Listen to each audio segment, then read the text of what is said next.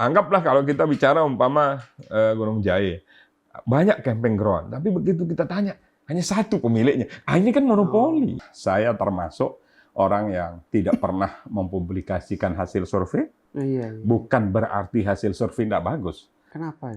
Begini, orang yang cenderung mempublikasikan itu kan tidak percaya pada dirinya. Kan? Oh gitu. Kalau menurut saya, gitu. Menurut saya ini.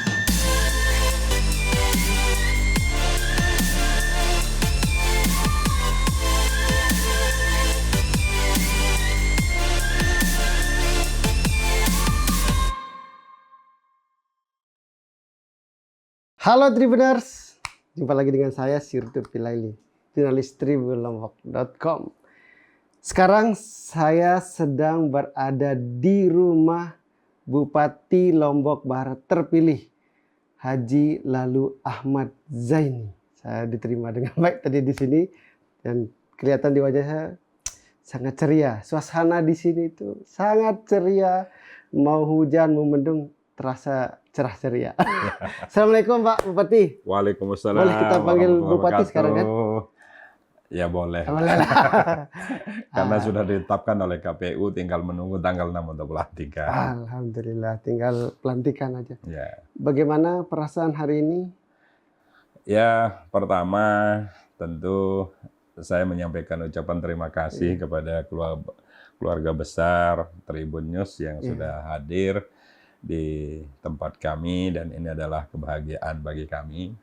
Yang kedua tentu saya menyampaikan ucapan terima kasih kepada seluruh masyarakat Lombok Barat yang telah memberikan amanah kepemimpinan Lombok Barat 5 tahun ke depan.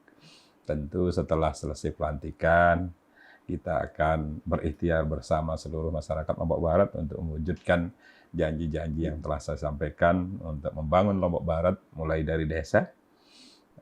Tentu ini adalah tagline-nya dengan sejahtera dari desa, program 1 miliar per desa. Itu bukan hanya narasi, tetapi harus bisa diwujudkan. Dan sesuai dengan janji kami akan kami mulai di tahun kedua pemerintahan, karena saya baru punya kewenangan penuh menyusun APBD di tahun kedua. Mi, siap. Sebelum ngomong soal program, nantilah itu. Di luar tuh mendung, tapi di sini kok cerah gitu ya. Ini ada suasana kebatinan seperti apa ya sedang? Ya wajar lah ya. Kenapa menjadi hari-hari ini kami cukup mengembirakan. Pertama bahwa dalam proses pilkada ini perjalanannya sangat panjang. Saya setelah menyiapkan diri untuk mengikuti dalam konstelasi pemilihan kepala daerah di Kabupaten Lombok Barat ini lebih dari 2 tahun. 2 tahun? 2 tahun persiapannya sampai pada akhir. Semua itu kita lalui, dan tentu setelah pendaftaran itu menjadi lebih tegang. Karena kompetisinya jelas, musuhnya jelas, kan? Tidak cukup hanya kita adu argumen dan adu program. Yang paling berat itu adalah menyiapkan mental. Karena setiap hari ada aja kejadian-kejadian yang di luar kita prediksi, dan alhamdulillah semua itu berjalan dengan lancar dan telah ditetapkan, walaupun memang menunjukkan bahwa kompetisi di Lombok Barat ini paling berat. Paling berat. Nah, saya pikir CNTB itu paling berat di Lombok Barat. Kenapa itu? Bisa dilihat bahwa dari hasilnya pun beda tipis semuanya. Ini artinya bahwa semua kandidat itu telah mempersiapkan diri dengan matang, mencoba membangun program-program yang baik gitu di tengah masyarakat, sehingga seluruhnya dapat kepercayaan dari masyarakat. Bayangkan kalau kita lihat dari 4 calon ini kan semuanya di atas 20%. Sehingga kalau 20% dibagi kan sudah 80%. Sehingga 20%-nya ini yang diperebutkan oleh 4 orang gitu kan. Ada yang dapat 2, ada yang dapat 3, ada yang dapat 5. Alhamdulillah saya dapat 8. 28 ya. Itu meskipun ada 1, 2, 3 sampai 4, tapi itu di atas 20 semua itu. Iya, makanya itu saya bilang bahwa menunjukkan bahwa pertarungan gagasannya itu sangat ketat gitu kan. Empat-empatnya ini mendapat kepercayaan masyarakat, dan khususnya kalau saya lihat dari proses itu yang tidak berangkat dari tidak mengenal politik itu kan saya. Seluruh Iya, kompetitor saya orang politisi. Ketua DPR, Ketua DPR, anggota DPRD, anggota DPRD, terus wakil wakil bupati, bupati, apa namanya, anaknya mantan bupati, istri. istri mantan bupati. Jadi semua orang sudah punya apa namanya nama besar. Iya. Gitu. Kemarin apalagi perpaduan komposisi di atas kertas. Di ya, atas kertas. ibarat bola itu harusnya ini benar-benar kejutan lah ya. Betul. Tapi bisa jadi bahwa mungkin yang lain selalu terpatri di konsepnya adalah memenangkan pertarungan, artinya ingin menang. Ya, karena saya tahu calon lawan saya itu adalah politisi sejati, ya, petarung ulung. Maka bagi saya itu tidak hanya sekedar mentargetkan kemenangan, tapi lebihnya di saya itu merencanakan kemenangan. Oh, gimana? Maksudnya gimana itu? Merencanakan kemenangan berarti artinya, sudah kemenangan itu sudah direncanakan. Bukan, artinya kan karena tujuannya kita menang, maka setiap hari dalam proses politik saya itu mengamati apa yang terjadi dan selalu memperbaiki diri. Terus kita perbaiki supaya kita betul-betul sesuai dengan target. Jadi anggaplah saya termasuk orang yang tidak pernah mempublikasikan hasil survei. Bukan berarti hasil survei tidak bagus. Saya tahu bahwa posisi saya juga selalu di atas. Kalau dilakukan survei yang oleh lembaga yang kredibel ya, gitu, selalu hasilnya di atas. Tapi saya nggak pernah mempublikasikan. Kenapa itu? Ya karena itu bagian dari strategi. Oh, gitu. Kan bukannya publikasi supaya mengaruhi publik. Begini, orang yang cenderung mempublikasikan itu kan tidak percaya pada dirinya. Kan? Oh, gitu. Kalau menurut saya, gitu. Menurut saya ini. Gitu, sehingga saya percaya dengan proses perjuangan, tahapan-tahapan itu nggak perlu saya. Jadi survei itu hanya tools ya? Iya. Alat. Tool. Survei itu hanya tool untuk membicarakan langkah saya besok. Saya survei hari ini, apa yang saya harus perbaiki. Jadi saya bedah hasil survei itu. Dan saya tidak pernah melakukan survei untuk diketahui publik. Atau ingin diakui menang oleh publik. Gitu kan? Karena ini kan mungkin bagi orang melakukan publikasi hasil bagian dari marketing, bagian dari strategi. Iya, kami tidak menempuh itu. Tetapi harus saya bedah hasil survei-survei itu untuk mengetahui kekurangan saya dan apa yang harus saya perbaiki besok. Berarti bukan untuk Bukan, tidak pernah. Jadi mungkin dari sekian banyak kandidat, saya paling sering survei. Surveinya setiap berapa bulan sekali? Saya sampai dalam konteks itu ada sekitar 7 kali survei. 7 kali survei. Lebih-lebih di akhir itu saya 2 bulan sekali harus survei. Bahkan di akhir itu ada satu dalam sebulan itu 2 kali. Itu menunjukkan titik mana lemahnya yang harus saya akan perbaiki. Karena tadi konsep awal saya itu saya merencanakan kemenangan, bukan hanya ingin menang. Karena merencanakan seluruh tahapannya saya. Sehingga memang banyak orang yang kaget juga dengan hasilnya karena saya bukan orang politik, baru belajar politik gitu. Tetapi dalam konteks ini pendekatan saya juga karena selama ini saya juga orang profesional, pembisnis itu, sehingga pendekatan bisnis itu saya terapkan dalam ilmu politik gitu. Jurus bisnis menaklukkan para politisi. Iya. Artinya apa? Semua contoh, saya punya relawan. Bagaimana mengontrol relawan ini bekerja dengan benar. Bagaimana bahwa kita setiap kerja relawan itu kita backup dengan supervisi untuk mengetes bahwa betul tidak dia melakukan tugasnya dengan baik. Gitu. SOP berjalan dengan baik. Kira-kira seperti itu pendekatan itu yang kita lakukan. Racikan direktur memang kalau pelatih itu luar biasa. Manajer benar-benar. Sehingga kalau bagi saya sebenarnya tidak terlalu mengagetkan atas kemenangan ini karena saya sudah rencanakan dari awal. Sudah tahu dari awal. Sehingga kalau umpama selalu teman-teman itu dalam proses-proses itu selalu saya ketemu dengan Bapak itu nggak pernah merasa terbebani dalam proses politik ini, selalu enjoy terus santai, rileks orangnya gitu loh. Dan mungkin satu-satunya ya mohon maaf yang tidak terlalu banyak karena saya seluruh kegiatan-kegiatan politik itu saya pusatkan di posko.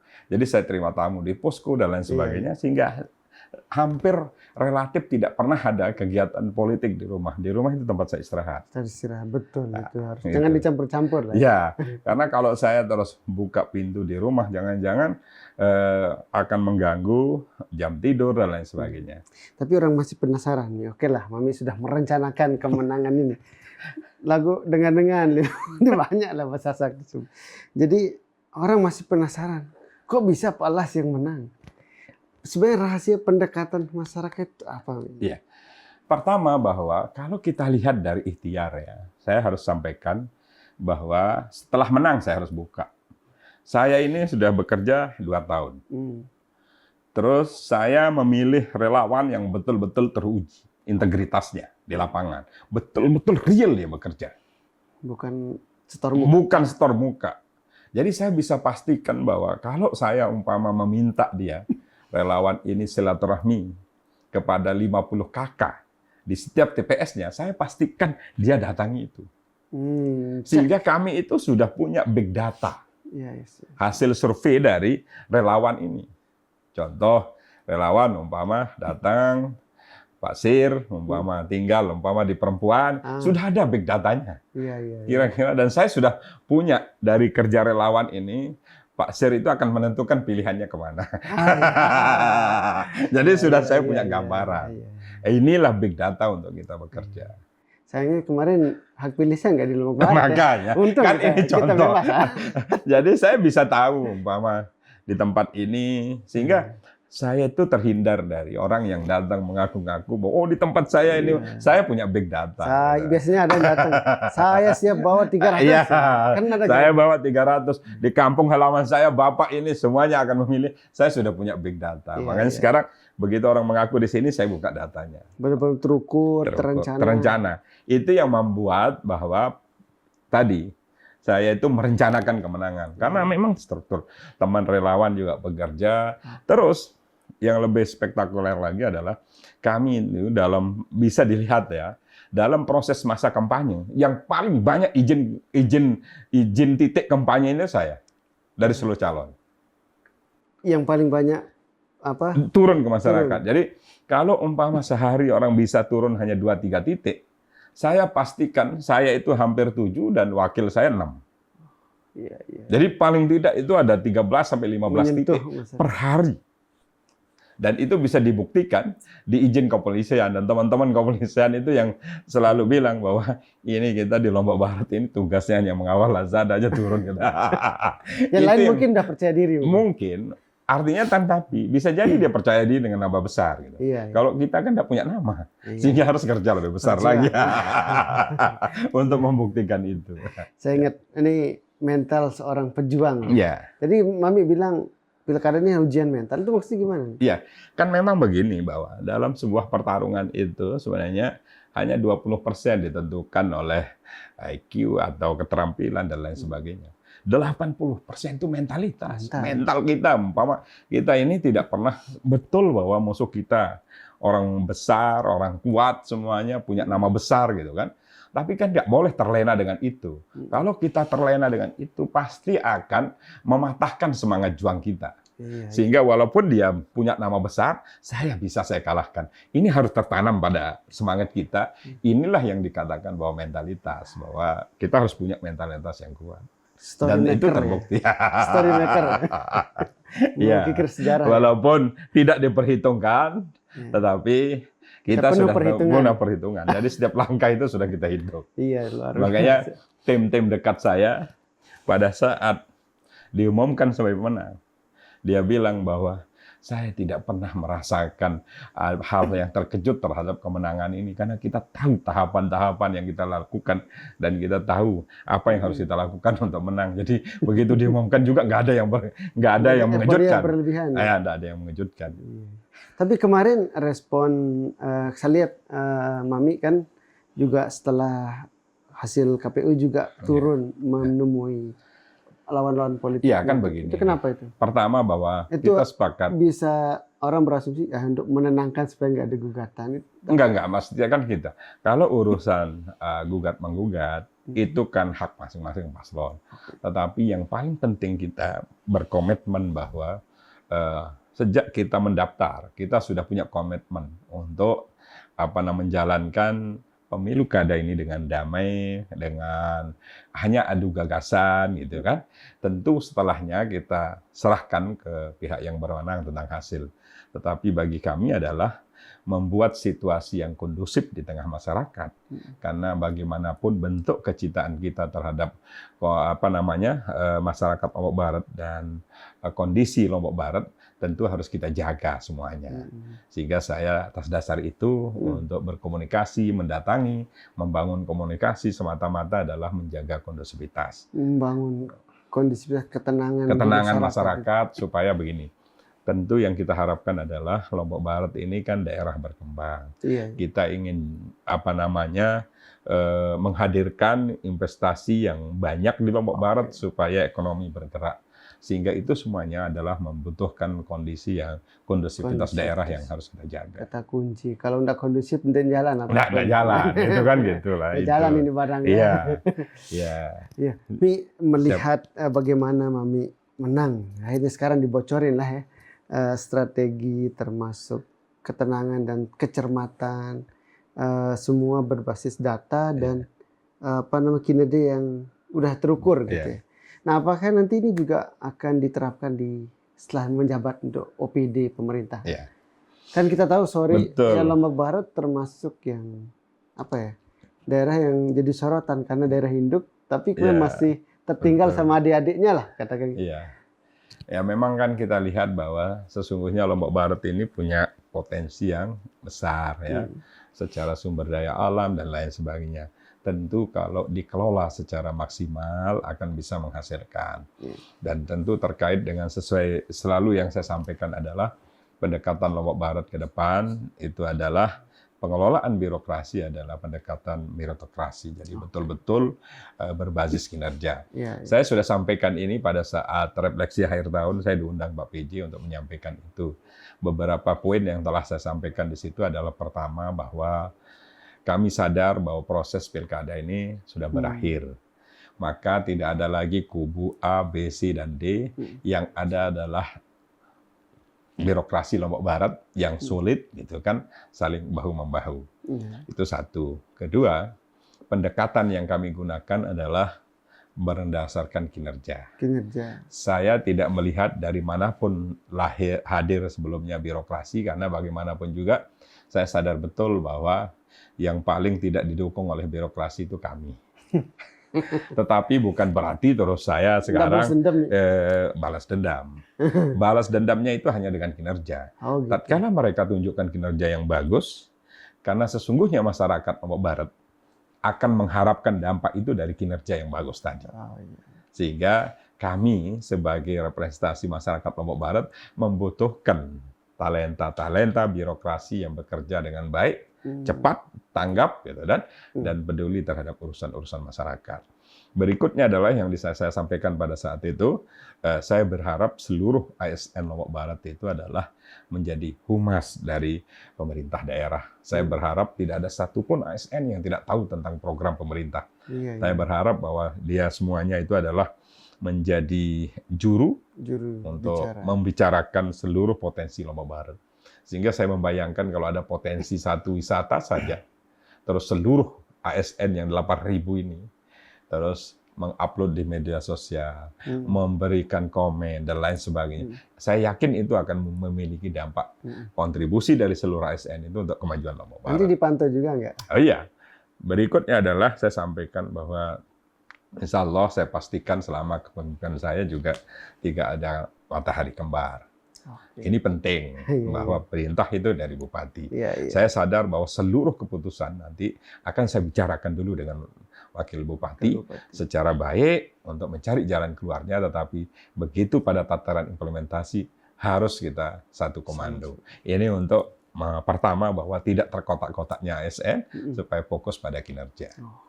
Jadi tidak ada isu jual beli jabatan. Kemarin saya baca di media sudah ada yang jual-jual. Karena begini, saya ini termasuk kenapa berangkat dari pengalaman yang cukup panjang, gitu kan.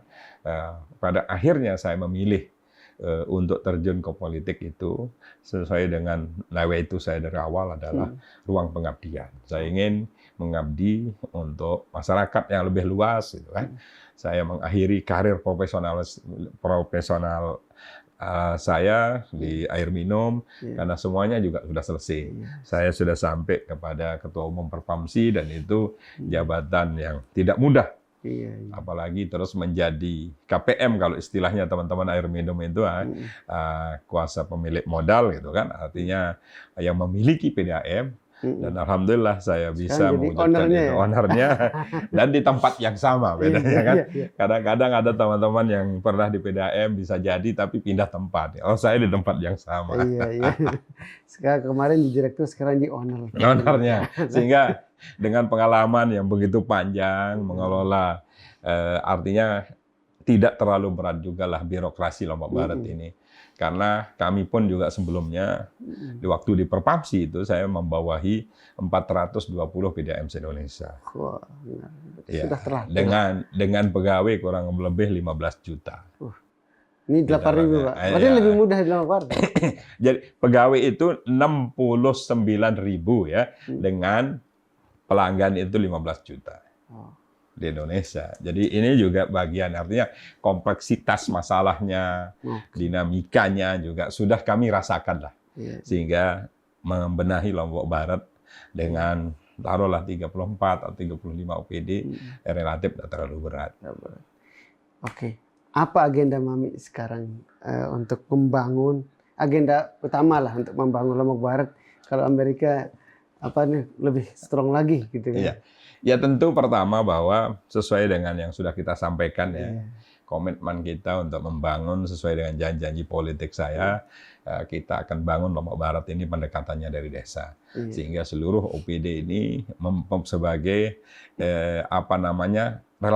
rekan artinya membantu kami untuk mewujudkan itu, maka seluruhnya akan fokus pendekatannya kepada desa. Kenapa harus kita mulai garap dari desa? Karena memang Lombok Barat ini kan nggak ada punya kota, yang ada hanya desa. Sehingga saya ingin selesai masalah-masalahnya di desa. Nah, perencanaan yang kita ingin lakukan itu adalah bottom up, dari bawah. Sehingga nanti seluruh usulan-usulan yang dari desa itu akan tercover menjadi satu kebijakan, sehingga seluruh OPD itu akan mengambil usulan-usulan itu. Kan yang kami janjikan di janji politik itu adalah program 1 miliar per desa. Jadi ini penting. Jadi jangan beranggapan bahwa saya akan drop uang, tapi program.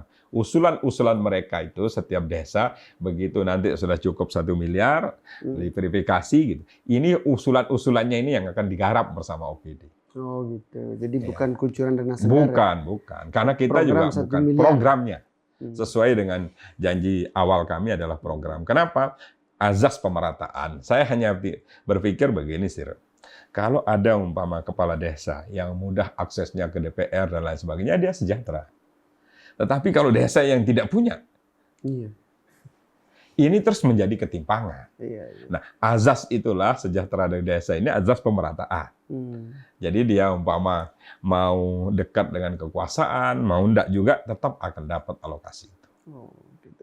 Jadi yang utama di desa itu bagaimana desa itu mulai bergairah kembali. Iya, bergairah kembali, dan kami akan analisa potensi-potensi setiap desa. Sehingga pendekatannya segmentasi. Tapi kan APBD udah diketok. Iya kan, makanya janji saya itu kan di tahun kedua. Oh, di tahun kedua. Nggak mungkin dong kalau 2025 saya tidak pernah merencanakan kok saya harus melakukan sesuatu yang tidak saya rencanakan. Beberapa kepala daerah yang kepilih kan susahnya di situ. APBD diketok sama pejabat lama, sementara realisasi janji nggak bisa deh 100 hari. Makanya saya dari awal itu selalu janji-janji politik itu saya akan penuhi di tahun kedua pemerintahan saya, karena di situ saya berwenang secara penuh menyusun APBD. Luar biasa.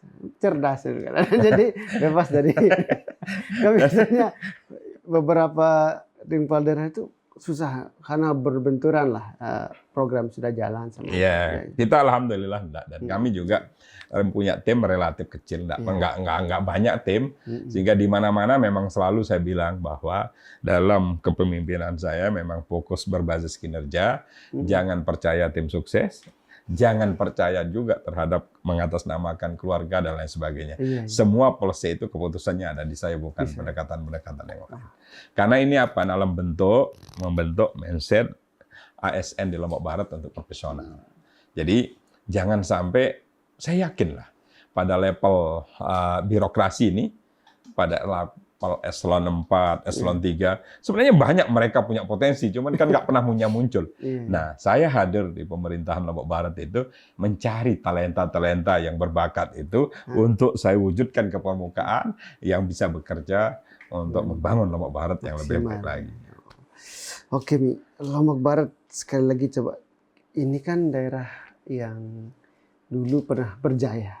Sebutlah sebelum daerah lain berkembang, Lombok Barat ini jadi pusat ya primadona lah. Jadi Senggigi dengan Gili ketika masih jadi Lombok Barat itu kan. Nah, dan sekarang mengalami penurunan lah dengan ada Mandalika ya, kita terbuka terus di sana semua perhatian pusat. Apa yang akan Anda lakukan untuk membuat jaya kembali lah Lombok Barat ini, mengembalikan kejayaan? Betul. Lombok Barat.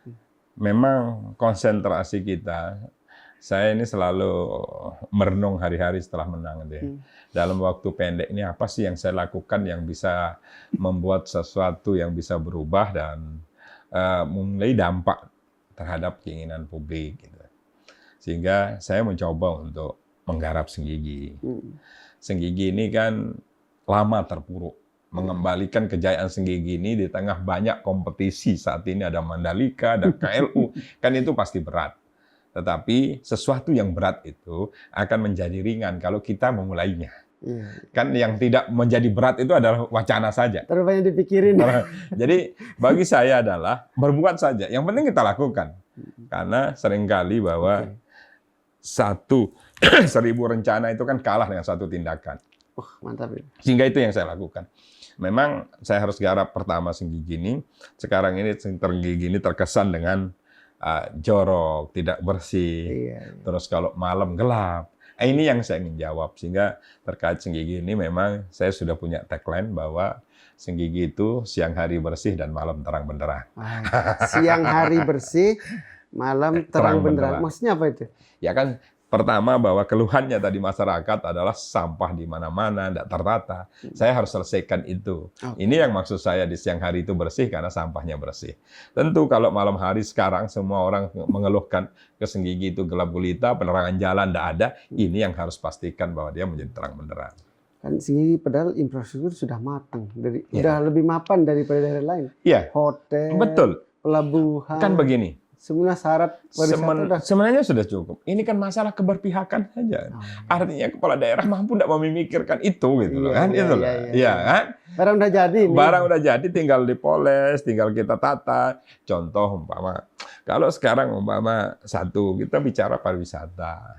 Saya berharap bahwa Pemda itu nanti mengeluarkan calendar of event untuk sekian tahun depan itu sudah dari sekarang kita promosikan. Dan inilah tugas nanti seluruh ASN pemerintah Lombok Barat untuk bercerita tentang agenda-agenda itu. Contoh umpama di Desember ada agenda Perang Topat. Perang Topat itu apa sih? Dia bercerita. Yang diangkat di situ adalah storytelling-nya. Iya. Historinya adalah diangkat di situ yang pesan utamanya. Kita bicara Perang Topat itu kan harmonisasi. Ada 2 Hindu dan Muslim yang bersatu padu menjaga harmonis. Nah ini kan barang kalau diekspos keluar tentang itu secara besar-besaran, mungkin orang begitu tertariknya karena itu mendamaikan. Nanti Tribun Lombok ikut eksplor di situ, Pak, untuk pariwisata. Ya, saya teman-teman media selalu saya bilang bahwa silahkan buat gagasan apa yang bisa dilakukan untuk memajukan Lombok Barat. Insya Allah saya hadir di situ. Saya pastikan bahwa selalu saya bilang juga sama teman-teman, karena kemarin begitu menang, saya punya konsep untuk menyerap masalah.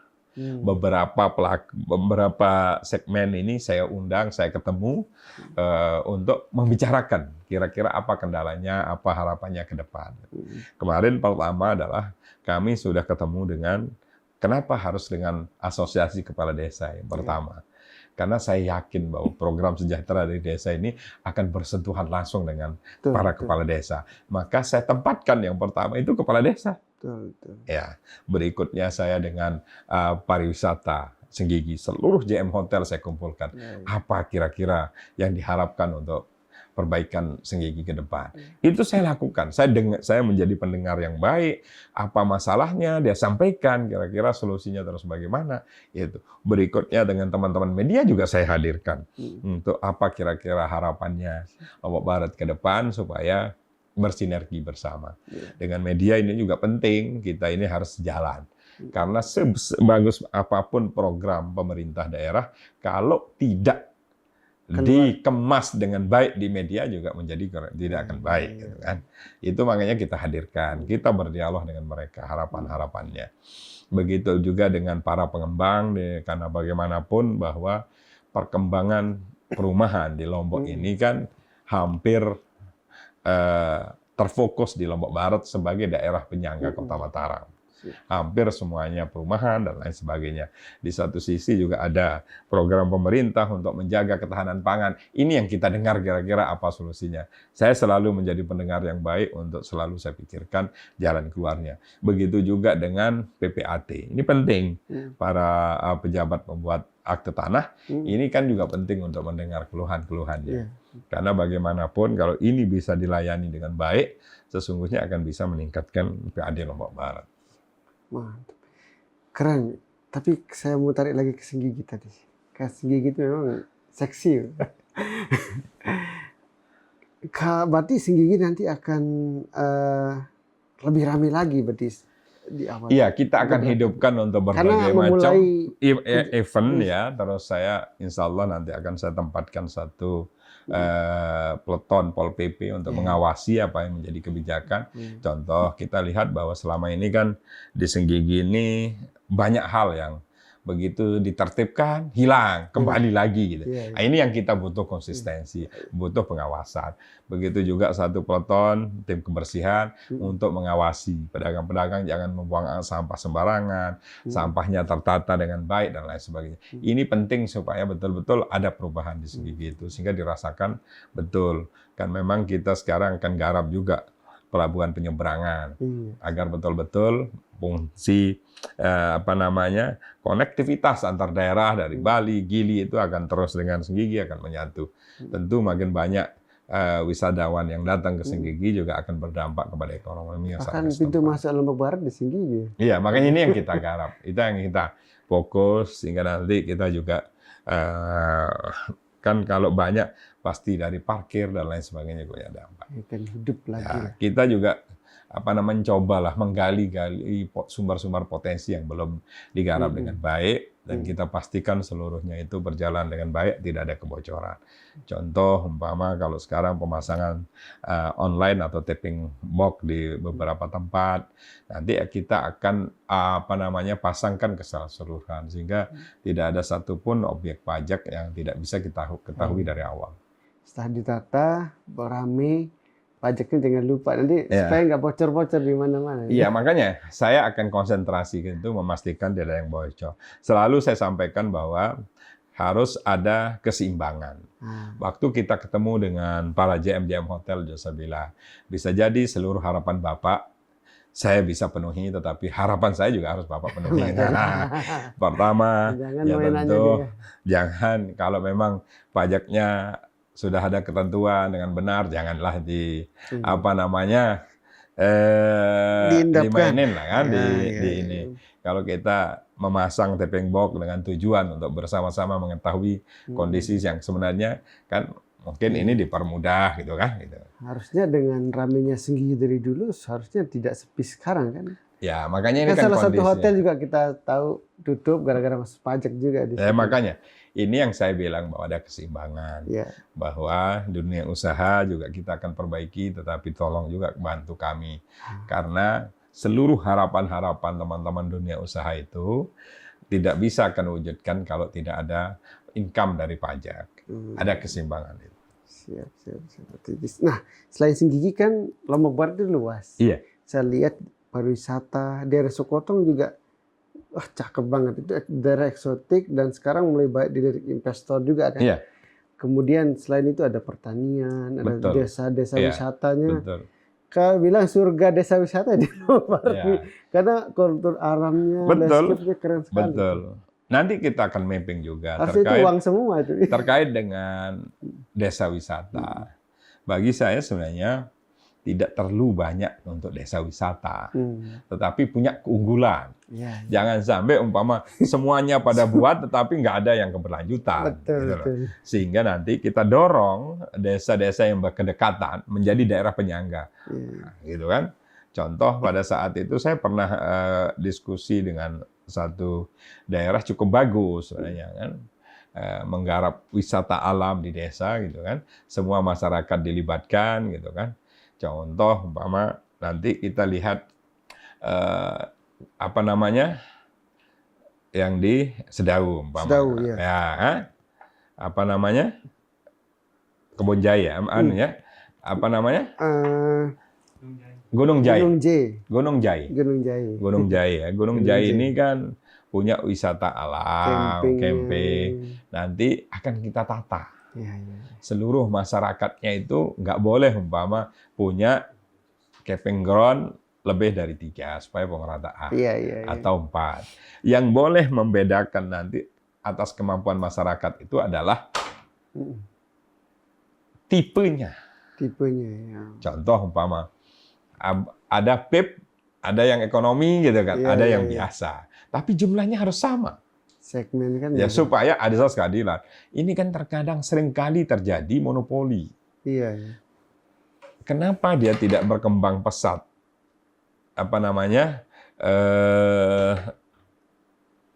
Desa wisata itu, jangan-jangan di desa itu juga pelakunya itu dikuasai oleh seseorang yang menguasai semuanya. Ini yang nggak boleh. Raja-raja kecilnya. Iya, maksud saya, anggaplah kalau kita bicara umpama Gunung Jaya, banyak camping ground, tapi begitu kita tanya, hanya satu pemiliknya. Ini kan monopoli. Pantas sejahteranya nggak Ya apa-apa. itu, inilah yang kejahatan. Sehingga nanti boleh dia punya kemampuan ekonomi secara lebih, mungkin dia yang menciptakan camping ground itu pada kelas yang kelasnya ya, bukan jumlahnya, tapi jumlahnya sama, sehingga pemerataan gitu. Itu yang kita garap, sehingga saya berharap nanti akan kita mapping ulang juga desa-desa wisata ini agar betul-betul dia bisa tumbuh. Jangan hanya sekarang ini deklarasi di sini desa wisata, besok desa wisata ke sana. Tapi kalau kita tanya, nggak ada yang jalan. Sama halnya dengan BUMDes. Saya termasuk tidak menginginkan BUMDes itu di setiap desa. Tetapi mari kita segmentasi. Kalau umpama daerah nanti yang orientasinya adalah perkebunan gitu ya mungkin ini bersama-sama. Gitu loh. Bagaimana caranya umpama contoh sekarang kalau membuka wilayah perkebunan, bagaimana caranya kalau ada tanah-tanah desa itu didorong untuk menanam pertanian premium. Kan contoh umpama bisa jadi nanti tanah desa itu kita dorong untuk menanam musangking, blackthorn gitu kan, premium ini gitu kan. Ini kan cukup besar income-nya gitu. Iya kan, daerah Lombok Barat kan daerah yang basah lah, subur banget. Subur gitu kan. Pertanian. Nah, bicara potensi tentu besar. Nah, soal PAD ini yang dari dulu saja perhatian saya. Lombok Barat ini harusnya PAD ini jauh lebih tinggi dari daerah lain. Kok bisa masih ketinggalan? Gimana strateginya untuk menggenjot PAD Lombok Barat? Memang setelah nanti saya dilantik, pertama akan mapping potensi ya. Seluruhnya harus bisa dioptimalkan potensi-potensi itu. Ya, salah satu contoh umpama sekarang kita bicara bahwa dalam transaksi tanah BPHTB di Lombok Barat itu kan tidak ada ukurannya. Sehingga nanti akan ada SK Bupati tentang penetapan itu supaya mempermudah, supaya transparan. Karena kita ini kan tidak boleh menciptakan ruang-ruang yang akan menjadi celah dimanfaatkan untuk mengurangi potensi tadi. Jadi di samping saya akan menggali potensi, terus potensi itu berapa lama akan bisa direalisasikan gitu kan. Pasti saya, karena kalau itu insya Allah lah, saya masih punya kemampuan untuk bicara tentang target-target itu. Tentu target yang secara optimal. Yang paling penting itu adalah mengoptimalkan potensi yang ada. Contoh, di sektor ini sebenarnya 10 umpama. Sekarang ada 6. Kan ini harus digenjot untuk menjadi 10. Itu. Hingga seluruh, saya sudah sampaikan juga pada saat refleksi akhir tahun. Seluruh ASN di Lombok Barat ini adalah penggali potensi yang PAD yang baik. Jadi contoh umpama kalau ada ASN Lombok Barat melihat sederhana sajalah. Kita umpama hadir di satu tempat atau masuk di satu tempat, makan di satu tempat umpama. Begitu ente tahu bahwa transaksi hariannya anggaplah sampai sekian umpama. Tapi kok mingguannya bayar pajak hanya 2 juta. Kan ini artinya ini yang harus kita cari jalan terbaik. Hanya mengembalikan ke potensi yang sebenarnya. Dan insya Allah itu akan saya garap secara fokus untuk mengoptimalkan pendapatan asli daerah. Dan udah teruji lah di PDAM. Insya Allah. Jadi soal itu kayak percayalah saya. Jadi direktur perusahaan soal menghasilkan banyak cuan lah bahasa gaulnya kan PAD lah gitu. Insya Allah Pak, saya sudah siapkan strategi ya. Ya, saya kalau itu insya Allah lah bekerja dengan baik dan saya juga alhamdulillah juga berangkat dalam di pilkada ini kan hanya semata-mata untuk pengabdian. Jadi nggak ada target dalam hal apa gitu, nggak akan terus mendahulukan diri, nggak ada itu. Saya insya Allah jadi gubernur 2 periode misalnya. Kalau itu kan kita begini, menjalankan aja tugas kita dulu dengan baik supaya ekspektasi masyarakat yang selama ini mengharapkan akan terjadi perubahan harus itu bisa kita wujudkan. Ya. Jadi kita fokus saja hadapi dulu yang ada. Terakhir Kimi, yang isu terakhirnya itu dari semua kita belajar, semua rencana, semua kerja keras, semua hasil yang bagus, tidak ada artinya kalau daerah itu orang miskinnya masih banyak. Nah, untuk isu kemiskinan apa yang? Iya, tentu makanya menjadi PR. Kalau sekarang umpama ada angka kemiskinan ekstrim umpama di Lombok Barat 12%, tentu ini harus menurun di tempat saya. Karena apa? Hakikat sejahtera dari desa ini kan menggerakkan ekonomi di desa. Tujuan utamanya itu adalah mengurangi tadi angka kemiskinan ekstrim itu. Sehingga kalau sekarang umpama ada potensi mapping nanti desa cocoknya apa di situ, terus desa ini kita garap, ekonomi tumbuh, kan tidak mesti harus dalam konteks yang besar ya. Contoh bahwa kemiskinan ekstrim itu karena kurangnya tidak ada lapangan pekerjaan. Sehingga nanti dengan konsep sejahtera desa kita ciptakan pekerjaan. Sehingga dia naik derajatnya menjadi tidak miskin. Otomatis angka miskin itu akan berkurang. Sehingga tidak mungkin dari tadi kita bicara banyak kalau miskin ini tidak turun. Karena itu adalah outputnya gitu loh kan. Ujungnya harus jangan ada kesejahteraan dari desa, pemerataan ekonomi di desa. Kan semata-mata untuk menyisir itu. Sehingga pasti itu menjadi tujuan utamanya. Artinya kan dalam bekerja itu Pak Bupati nanti akan juga fokus untuk kemiskinan. Pasti.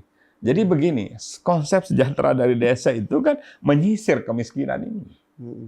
Yang penting dia bergeser, umpama anggaplah tolak ukur kemiskinan ekstrim umpama. Kalau umpama indikatornya adalah rata-rata pendapatan hariannya umpama 50.000 gitu kan. Terus 75.000 itu menjadi tidak miskin. Kan ini yang harus kita tuju. Bahkan bergerak di semua lini.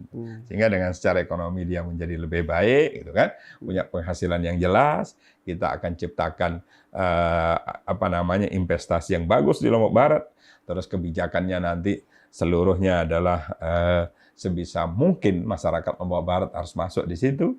Selalu saya sampaikan kalau ada investor yang datang, tolong nanti kalau udah mulai beroperasi, berikan ke kami spek tenaga kerja yang dibutuhkan, dan kami akan mempersiapkan masyarakat saya untuk sesuai dengan spek itu, supaya bisa masuk. Kemarin umpama contoh, Indotan di pertambangan, saya sarankan seperti itu, supaya betul-betul masuk. Iya, iya. Sehingga kita siapkan, itu istilahnya kalau di kami itu siap kerja, sehingga nanti kita akan siapkan, kita latih dan lain sebagainya. Ujungnya semua itu adalah pengentasan Iya, kemiskinan harus. dan mencapai kesejahteraan. Iya, dan pemerataan ekonomi. Kan kesenjangan ekonomi itu makanya tadi, kenapa jangan sampai di desa itu ada orang yang mampu terus monopoli. Iya, iya. Harus kita batasi kemampuannya itu agar tumbuh juga masyarakat yang lain untuk supaya pemerataan. Sip, mantap.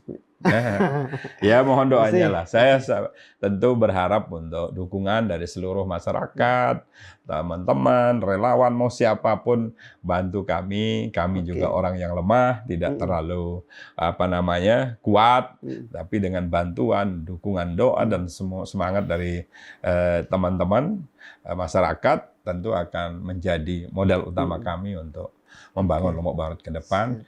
Yang menuju masyarakat Lombok Barat yang maju mandiri berkeadilan. Oke, Mi. Saya sebenarnya kalau bicara Lombok Barat itu masih banyak yang pengen tanyakan. Ada soal tambang, ada soal bagaimana kompleks sosial juga itu. Jadi, tapi mungkin nanti next. Iyalah. Kalau teruskan begini, sebenarnya orang yang cerdas itu selalu menciptakan masalah dan solusinya. Iya, iya. Sehingga kalau sekarang semuanya ditanyakan, itu nggak baik juga. Nanti nggak didengar. Bukan, kalau habis itu susah cari judul lagi. Tahu aja, udah tahu kelakuan wartawan.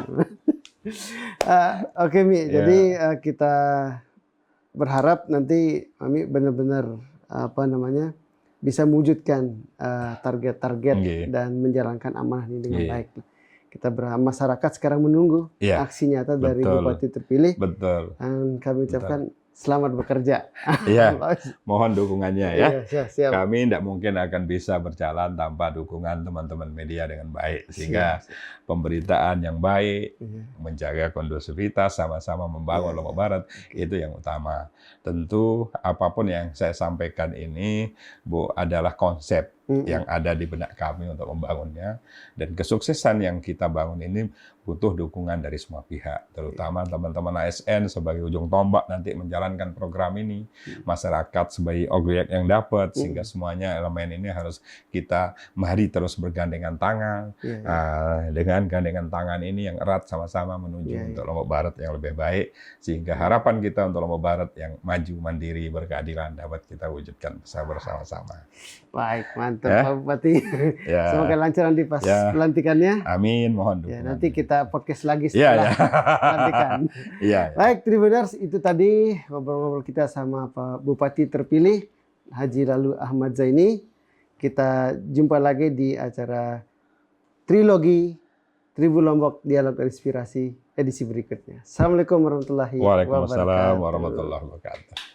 Mantap, thank you. Sekali lagi.